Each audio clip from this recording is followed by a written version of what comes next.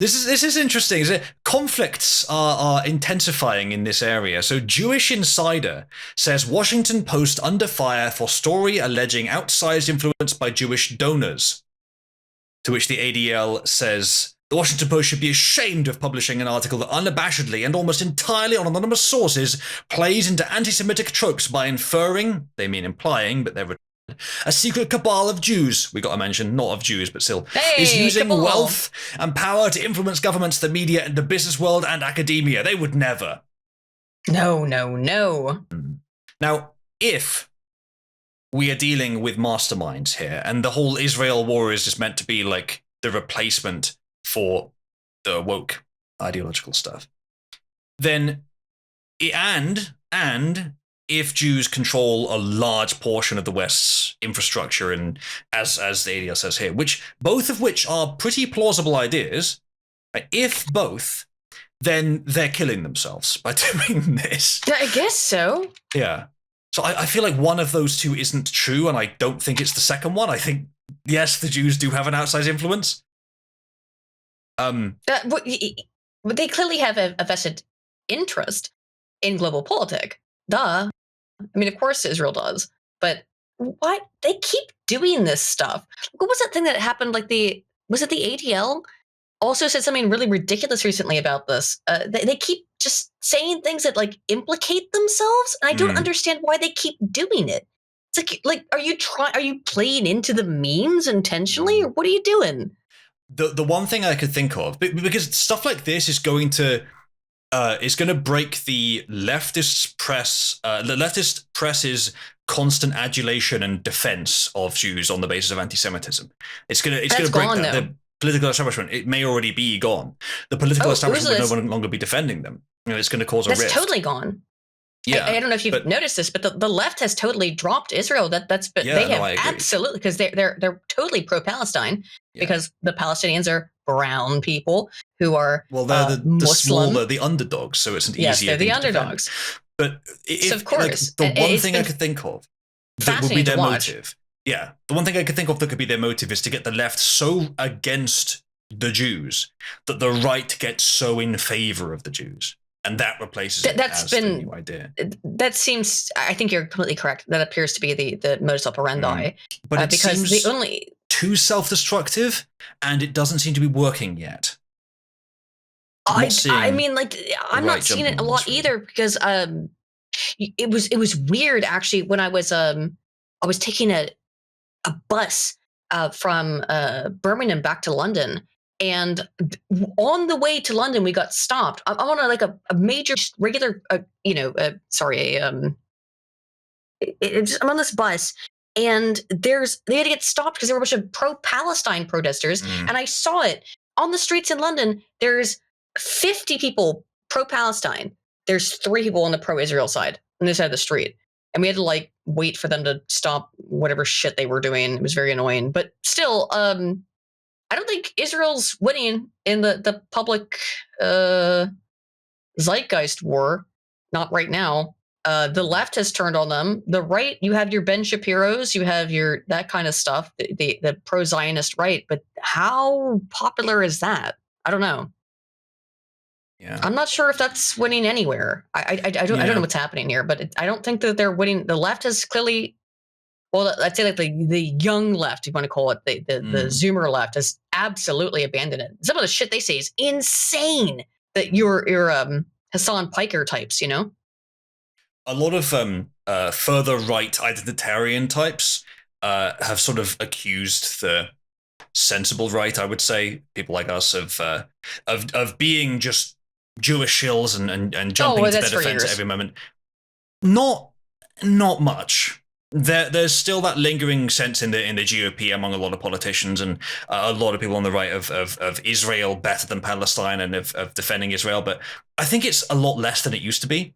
And I haven't seen the right jumping on this pro-Israel thing in this conflict. What I've seen of the right is continuing to not actually care very much about the Middle East, because aside from being aside from being all the things it also is, like libertarian and like nationalistic and all this stuff, the new sort of populist right movement is also pretty isolationist. It's focused on Yes, yes. ourselves and don't care about what's going on over there, which is sensible, and particularly the libertarian aspect of it, which is the one that's Hmm. gaining the most power right now, because Trump is in fact libertarian.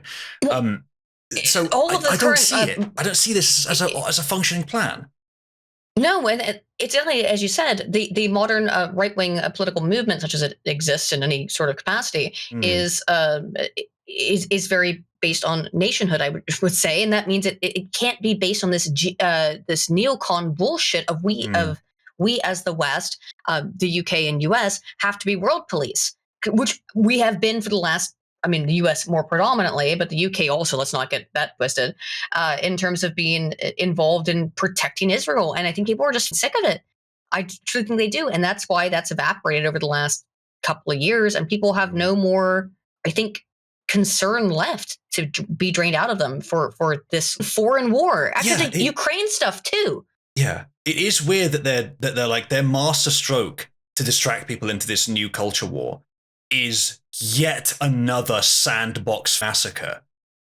Oh, People yeah. got sick of that like 15 years ago or more, Mm-hmm. really. So I don't know. It was especially, as you said, especially after Ukraine as well. So I don't think this was ever really going to work. And it seems to me like yes, there are forces among the establishment who are trying to make it that, but I don't think it started with that ambition. I think Israel really is having trouble, and I think the reason the war started is because it was beneficial democratically for their leader.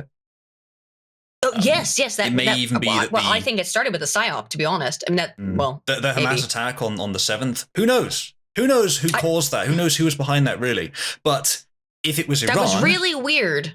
who funds Iran? The US. And who controls US Yep, funding? To a certain extent, Israel. Israel. So, I don't know. Would they The would whole Israel thing. want a constant threat narrative on their border? Yes. Yes, Yes, of they course, because would. it helps them with the funding. Now, I mean that of course will sound conspiratorial, but Mm, understand that all this shit, like a conspiracy theory, is just things you haven't figured out yet that get yeah. revealed by the government in 5 years. Conspiracies happen You all know, the time, and it's yes, responsible to theorize about them. and particularly within big governments of doing. We know for a fact Israel has done stuff like that before in terms of the USS Liberty, for example. Okay, just saying. This kind of stuff has happened in the past. The idea that the U.S. government funding Iran would have then funded the paratroopers who came in on whatever the 7th. Is it possible? Absolutely, it's possible. In Mm. order to actually allow them to give a um, uh, what's it called? I want to say Vox Populi, but it's not Casus right. belli. The Casus Belli to attack Mm. Palestine, Yeah. which absolutely would make sense.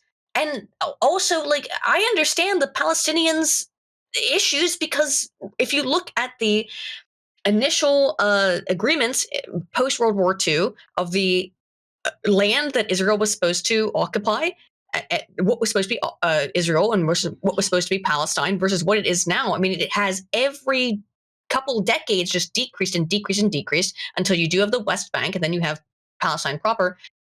Those people, no wonder they're pissed. They, over the course of a single generation and a half, essentially, they've had their country destroyed. I understand why they're pissed. I'm not saying it's right or not. I'm just saying that if you don't Yeah. understand why they're angry, you gotta try to look at it from their perspective for a second. Yeah. Field in chat says, "Can there just be one war between sand savages that my government didn't fund both sides of?" Ree! No. Yeah. Sadly, possibly not. But I don't know. It's speculation, but it's plausible. It's definitely possible. And I would say, chat, most of you already have the right idea on this. A few of you care, I think, more than is sensible, but obviously you do you about the Israel thing. But I would strongly recommend it is not worth caring about, and to whatever extent it is a distraction, even more so, don't care about it. We have real issues to solve, and the populist uprising, it as part of this culture war, is making some progress. Don't stop now. Now is the time to push even Yeah. harder. I think our enemy is afraid, so we keep It's pushing. not our concern.